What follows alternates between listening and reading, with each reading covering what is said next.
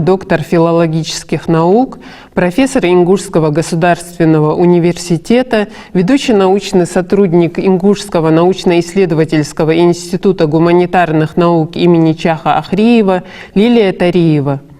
Лилия, здравствуйте, рада видеть вас в нашей студии. Добрый вечер, Мадина. Так сложилось, что точкой отсчета в истории ингушской письменности считаются 20-е годы 20 века, когда установилась на Северном Кавказе советская власть и встал вопрос о разработке национальных алфавитов, организации национального книгоиздания. И был разработан Заурбеком Альсаговым алфавит на основе латинской графики.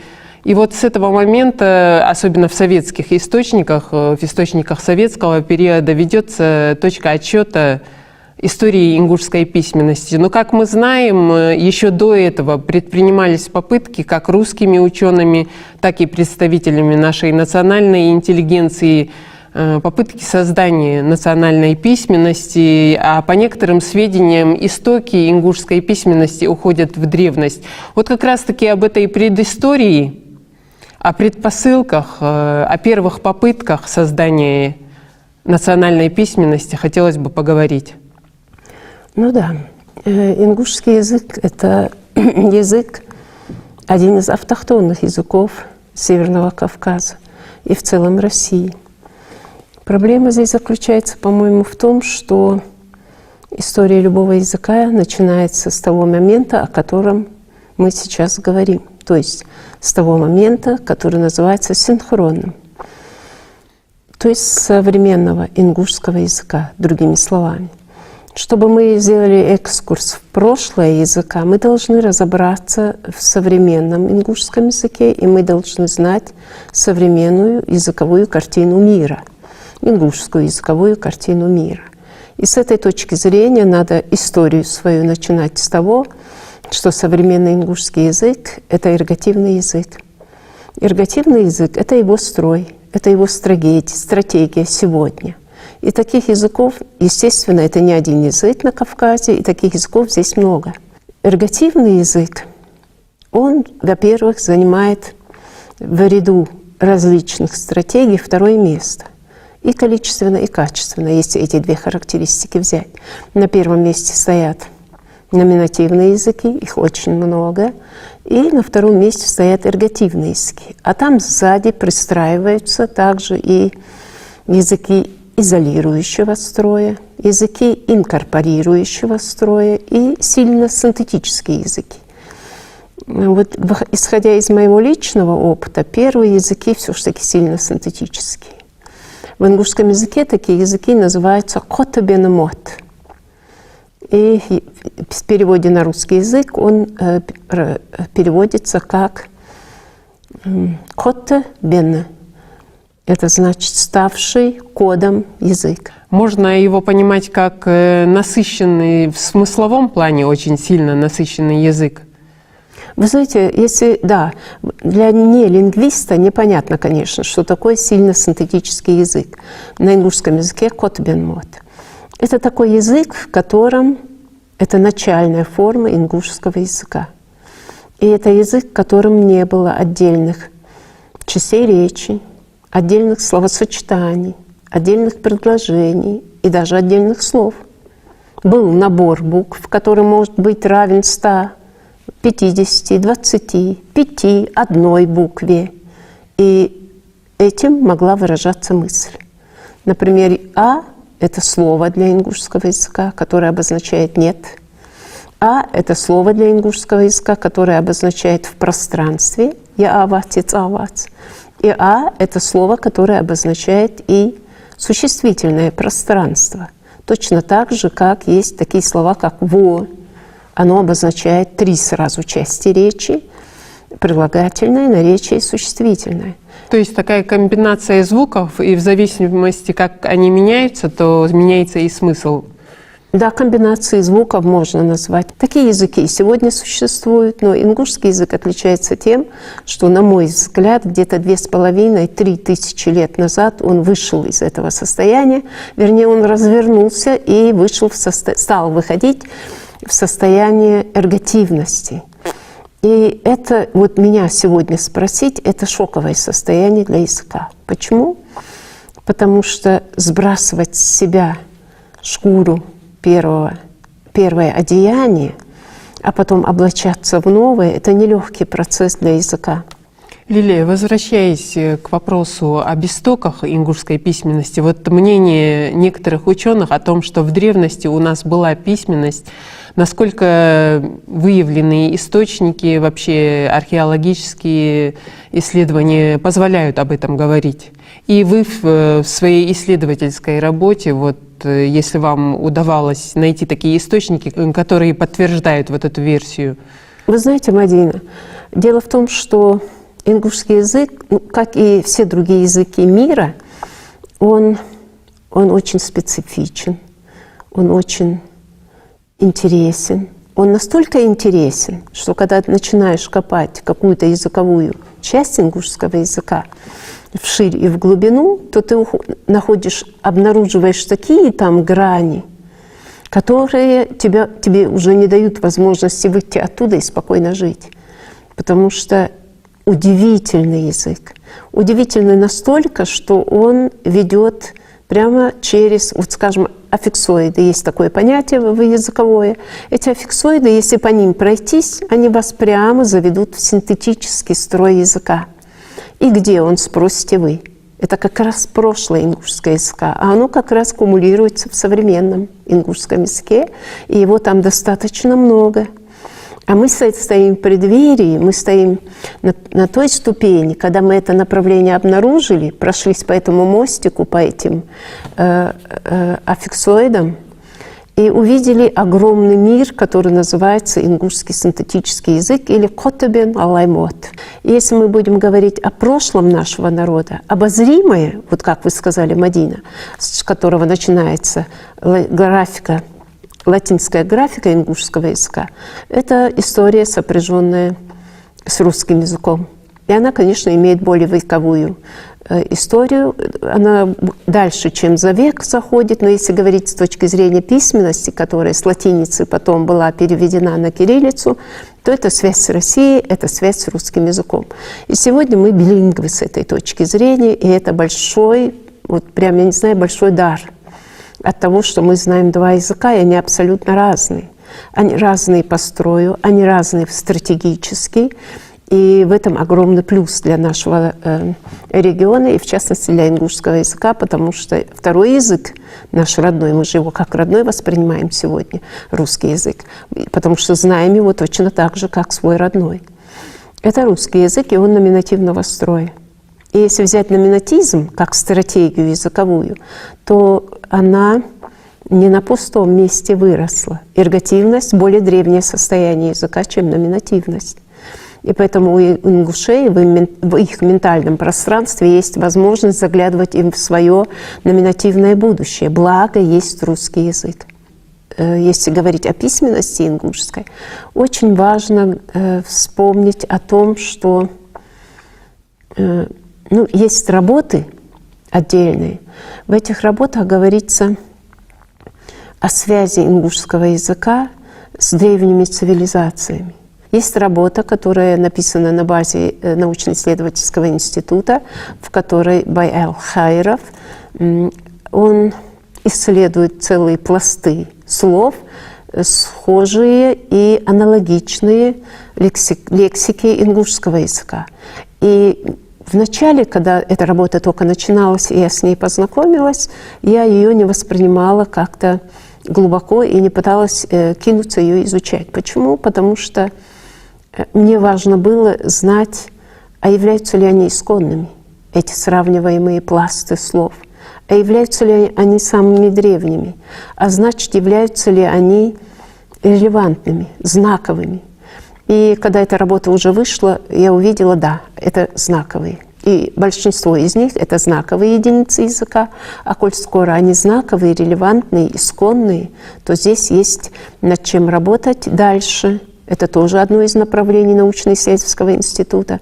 Когда мы стали это направление исследовать уже в Ингушском государственном университете, мы увидели тот факт, мои коллеги увидели тот факт, что все исследователи, которые изучали древний ингушский язык и примеряли его к... Это имеется в виду сейчас ингушеведы, а не ингушеведы, которые его изучали, примеряли свой язык к шумерскому. Примеряли носители номинативного мышления. Это были все лингвисты, а я лингвистов только смотрела с номинативным мышлением. А мы сегодня с вами знаем, что вавилонский язык, то есть шумерский язык, это язык эргативного строя.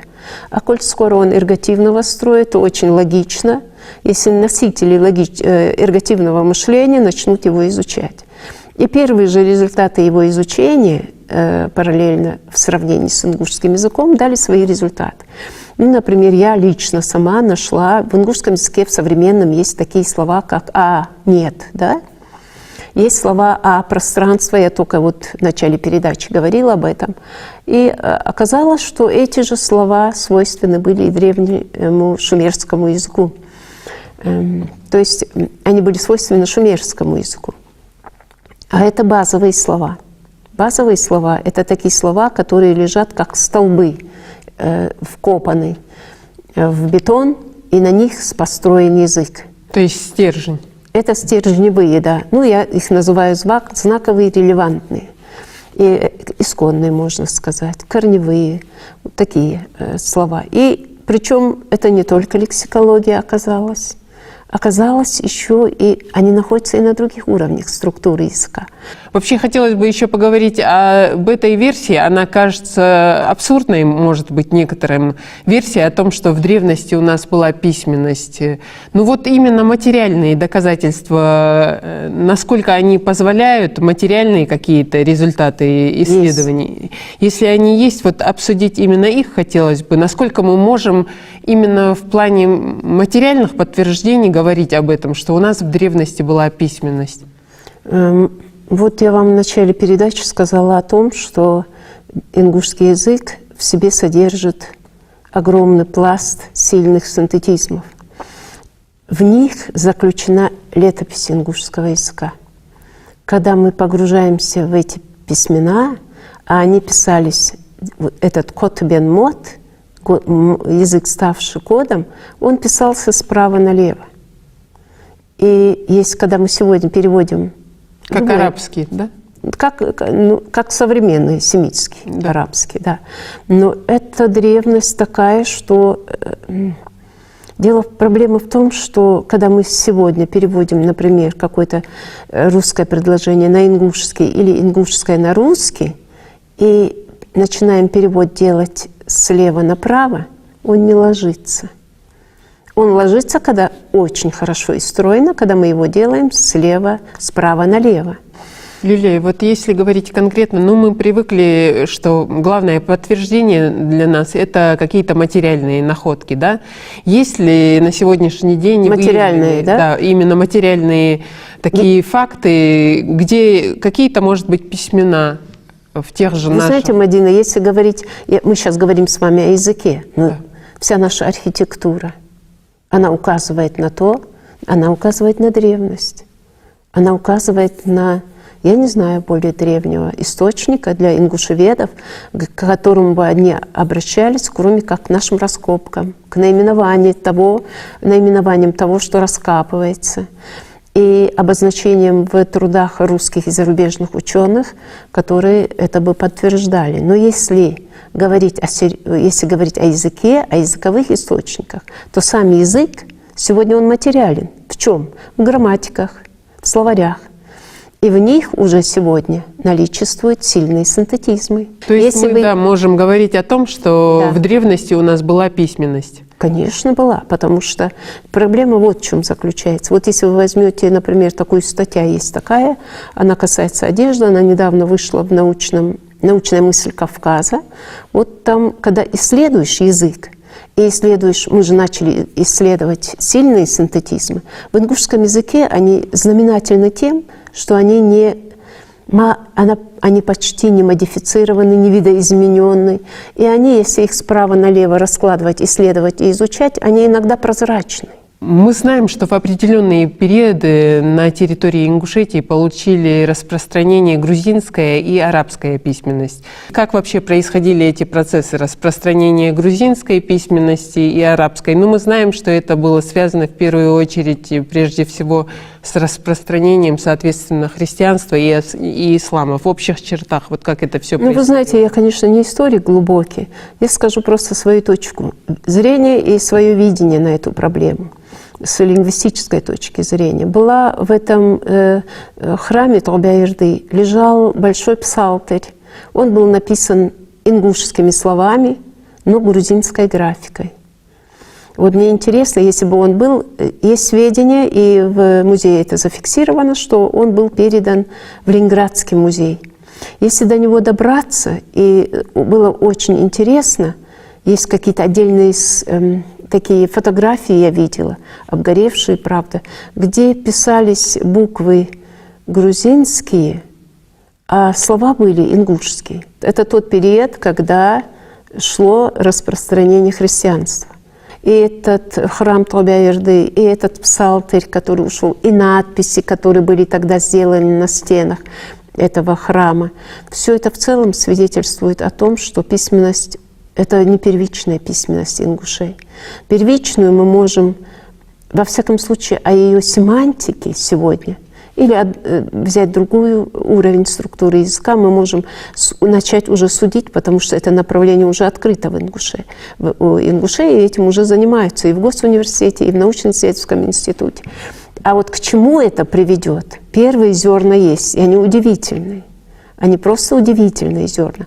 Сама история в самом сильно синтетическом прошлом, сохранившемся в эргативном языке. Если грузинская графика у ингушского языка, для этого должны были быть песни на этом языке. На этом языке должно было быть обучение. На этом языке должны были отправлять свои экономические, этнографические, все стороны, производственную жизнь, сельскохозяйственную жизнь. Все сферы деятельности должны были быть затронуты. Или какая-то из этих сфер деятельности должна была быть затронута настолько, что мы сегодня бы его сохранили в материальных источниках. Мне кажется, это была просто попытка, что это было следствие, не просто, а следствие попытки христианизировать этот регион. То есть только сферой богослужения? Богослужения, да. И это грузинам удавалось вначале, и ингуши брали какие-то атрибутику, крест, еще что-то, но она не прижилась. Эта религия не прижилась. Потом была долгая борьба и против тех, кто пытался привнести в Ингушетию и ислам. Тоже была долгая борьба. И эта борьба от христианского вероучения, оно все-таки было в Ингушетии. От него остались в языке какие-то следы. Потом была попытка исламизации, и она увенчалась успехом. И мы тоже этот вопрос исследовали, как в научно-исследовательском институте, наши коллеги, мои коллеги, и также и в государственном, в Госуниверситете, и в научно-исследовательском институте. И эти исследования нам показали, что сама суть ингушского языка, его строй, его структура, они были подготовлены к принятию ислама. То есть эта религия более соответствовала этому языку. И, соответственно, раз ислам получил распространение, и появились книги. Я опять-таки не могу сказать, что это была арабская письменность ингушского языка. Я не могу это сказать. Почему? Потому что, насколько я знаю, книга была написана Куркиевым. Она тоже, кстати, была передана в Ленинградский музей. Мне об этом поведал наш бывший заведующий кафедрой Алимбек Сасламбекович Куркиев. Он сказал о том, что эта книга была, она как бы ее сравнивали с «Роза ветров», каким-то образом, я не знаю, или там написано было это, и она ушла туда. Но на основе одной книги мы же не можем говорить, что мы были. Ингушский язык был на арабской графике, и он был распространен повсюду. Другое дело, если этим вопросом займутся соответствующие отделы в научно-исследовательском институте, в университете и придут обязательно к какому-то релевантному заключению. Но есть свидетельство, что арабский язык использовался даже для личной переписки. Опять-таки, как вы говорите... Было, письма писались, вы правы. Я вот читала эпистографию, и там были ссылки на это тоже были. Но опять-таки, я думаю, что надо спрашивать специалиста, который этим непосредственно занимался. Это Дударов, он занимался этим направлением, у него есть книга по этому поводу, выпущенная, изданная. Есть вот несколько статей по ингушской письменности, ну и есть другие. Я думаю, что больше всего сейчас очень сильно идет работа по материальным источникам, по архитектуре ингушской, которая как бы замороженная стояла. И если она еще сегодня, она уже подкрепляется и археологическими какими-то исследованиями, и обнаружениями, я бы так сказала, археологическими. Как называют это у ингушей ахкерц. То есть через копание, через археологию добытые сведения. Вот когда эти сведения свяжутся между собой и дадут какие-то знаковые вещи, тогда можно будет говорить и конкретно об арабской письменности или о грузинской письменности ингушского языка. Или, как известно, первые попытки русских ученых по созданию письменности для кавказских народов, они приходятся на середину XIX века, 60-е годы, если говорить конкретно XIX века.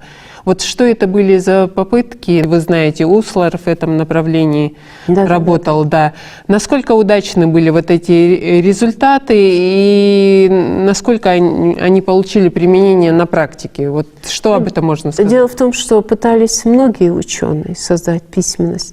И пытались создать письменность дагестанских языков. Вот Шифнер, по-моему, он грамматику создал бацбийского языка ранее, чем была создана грамматика ингушского языка. Но проблема заключается в том, что реальная письменность, она была создана только в Союзе, когда мы вошли в ареал культуры русской.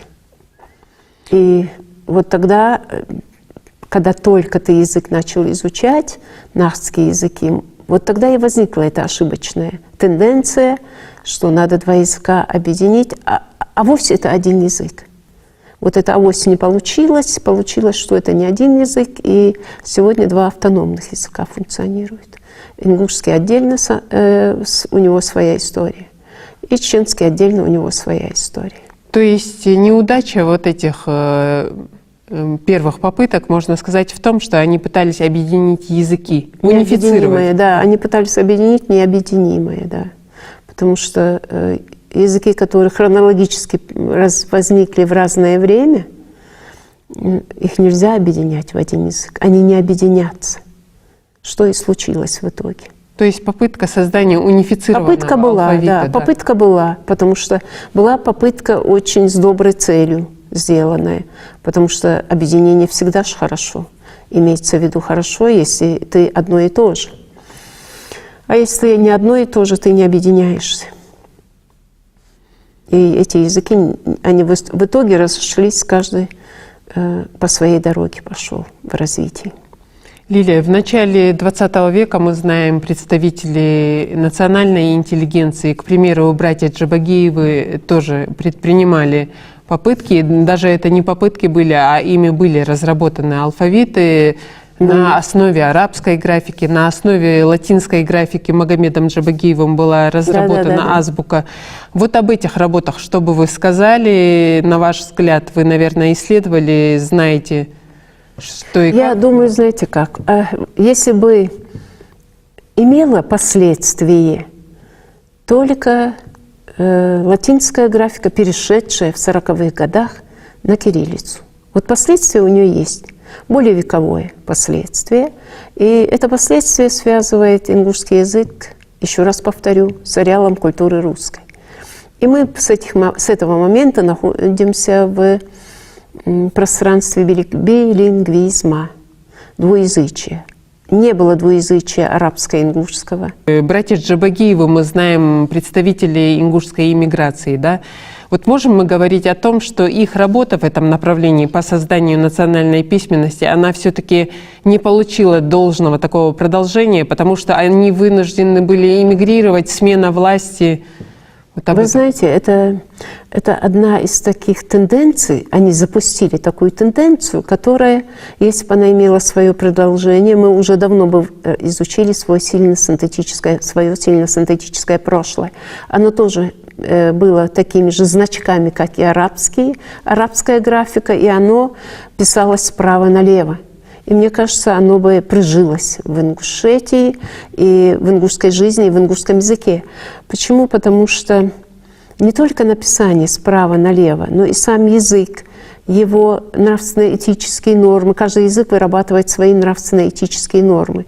Они настолько держали ингушское общество в консолидации, что провели его сквозь века и тысячелетия и вывели на сегодняшний день. И сегодня эта нравственно-этическая норма «Аллах олк сделал», они сегодня продолжают нас объединять и держать.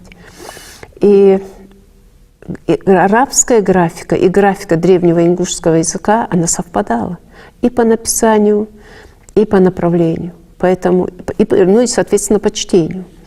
Поэтому, возможно, если бы это не прекратилось, у них было бы большое будущее, и мы ориентировались бы на сильные синтетизмы. И уже давно бы их вскрыли бы и сориентировались бы на них. Но коль скоро русский язык, в ареал культуры, в который мы входим, является номинативным, мы сориентировались на него и нашли у себя номинализм, часть какую-то процентную отношений, и вся эта эргативная масса ингушского языка, мы же говорим, что мы сегодня классический эргативный язык, потому что у нас есть константные признаки, у нас есть объяснение эргативности. Эта масса, она как раз повернула в сторону этого номинализма и смотрит вперед. Это очень хорошая ситуация, что у нас такой билингвизм русский-ингушский. Коль скоро так сложилась судьба народа и языка, это не случайно. И я думаю, что это лучше для народа. Сегодня все равно мы пришли к своему сильно-синтетическому прошлому. Если говорить уже о принятом в 1922 году алфавите на латинской основе, разработанном Заурбеком Мальсаковым, мы знаем, что одновременно были предложены варианты других авторов разработки. На арабской основе и на русской основе были предложены варианты, но был принят именно проект, разработанный Заурбеком Мальсаковым на латинской основе. Почему именно на латинской основе? Я думаю, что кириллицей они тогда, что кириллица, что латиница тогда была одинакова, видимо, для запуска механизма алфавита. И было решено сначала обозначить эти звуки на латинской графике, чтобы увидеть их воочию, работу этого алфавита воочию. Та версия, что латинская основа лучше передает звучание нашего языка. Я бы не сказала. Я бы не сказала, потому что и в той версии, и в этой версии обозначение, например, потому что если говорить о всех звуках и буквах, то нам не хватит и месяца. Но можно сказать о том, что если взять, например, букву «А», она только начали исследовать на глубокой научной основе, начинается в проекте, вот сейчас после синтаксиса сразу будет фонетика. И для этой фонетики нужны специальные устройства, которые могут отличить звуки от фонем, звук от звука, разные звуки друг от друга. И только тогда мы можем говорить с вами, выгоднее кириллица или латиница. Латиница нам показала, как работает язык. Но даже в латинице мы не различали 3 «а». 3 формы «а», потому что у нас неударное, ударение у нас как бы в зачаточном положении находится, а ориентируемся мы сегодня на краткость, долготу. И долгое «а» смыслоразличительное, среднедолгое «а» оно есть, но мы же их не обозначаем. Вот в этом плане, да, кириллица немножко вот как бы тяжело с ней обращаться, но она же не различалась и в латинской графике. Для того, чтобы на этот вопрос ответить с точностью и научно, должна быть научная разработка фонетики ингушского языка. Она еще не сделана. Это проблема номер один сегодня. То есть вопрос еще открыт? Открыт, потому что грамматика современного ингушского языка, эргативного, поставлена как проблема дня, исследованы почти все уровни этой структуры, и вот сейчас только мы подходим к фонетике. Лилия, в 1938 году состоялся переход на кириллицу. Причины перехода, многие сегодня объясняют это политическим таким ходом. Я думаю, что это просто элементарно. Входишь в ареал культуры русской, тебе же легче быть на кириллице. Тебе же легче общаться на кириллице, чем на латинице. Поэтому я думаю, что именно этим был обусловлен переход с латиницы на кириллицу. Ученые работали прежде всего, конечно, Мальцаков, Курзаурбек. Он обосновал грамматику на латинской основе, и к этой грамматике был приложен еще и словарь, потому что словарь и грамматика – это две стороны одной медали, одного языка, любого языка. И с него начался взрыв языка. В ареале культуры русской, опять-таки, взрыв языка в ареале культуры русской. Лилия, проблемы нашей письменности сегодня и, на ваш взгляд, пути их решения?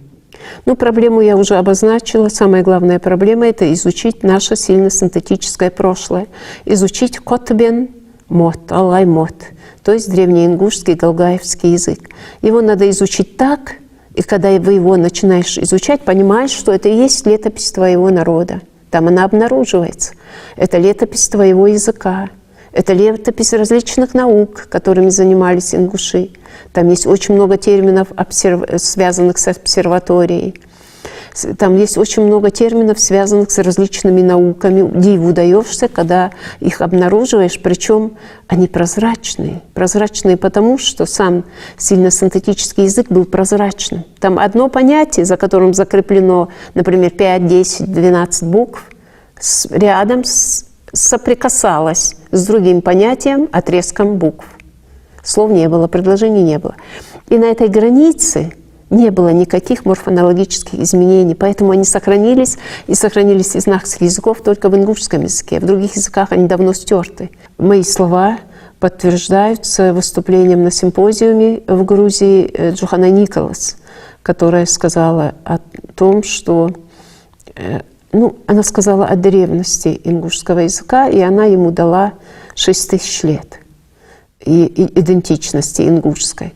А я, как и мои коллеги, лингвисты, мы считаем, что ингушский язык начинается 6000 лет назад, как сказала Джохана Николас. Но она сказала и далее.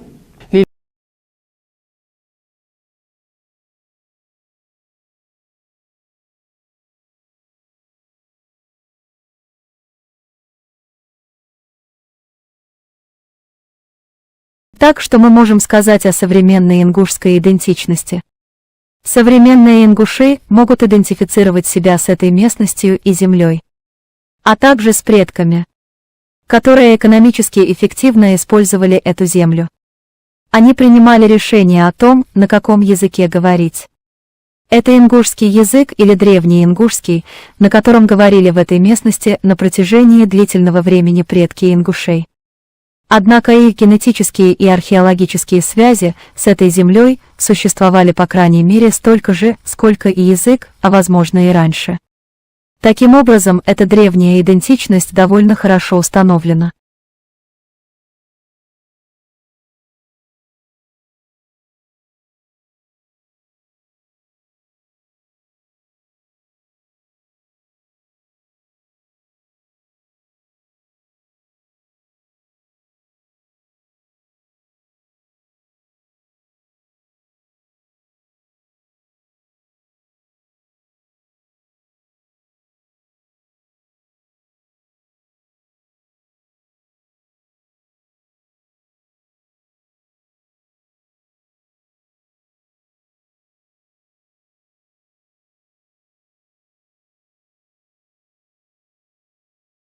Лингвистов также подтверждаются и данными антропологии о аварском завоевании Восточного Кавказа. Судя по антропологическим данным, оба народа, чеченцы и аварцы, ближе к южно-русским народностям и к тюркам, чем к закавказским. Обыкновенно полагают, что дзурдзуки грузинской летописи и есть чеченцы, но это все бездоказательно. Приходится сказать, положа руку на сердце, что и чеченцы, и аварцы не автохтоны Кавказа, а пришли туда с севера, но откуда и как могут сказать лишь более точные и продолжительные исследования. Оба народа, во всяком случае, хоть относительно родственны. Приват-доцент истории Востока и этнографии в Киевском университете Агрен. Город Киев, 21 июля 1896 года. Антропологи также подтверждают, что ингуши — это автохтоны Кавказа и являются не просто древним, а очень древним народом Кавказа. Виктор Дингелстедт. Шотландский географический журнал 1901 года «Антропологические исследования в Альпах и Кавказе». Ингуши считаются очень древними жителями Кавказа. Но их происхождение теряется в неясных и даже противоречивых традициях. Долгое время предполагалось, что они идентичны чеченцам, ошибка, которая недавно была опровергнута антропологическими исследованиями. И они показали, что они представляют собой отдельную этническую группу людей.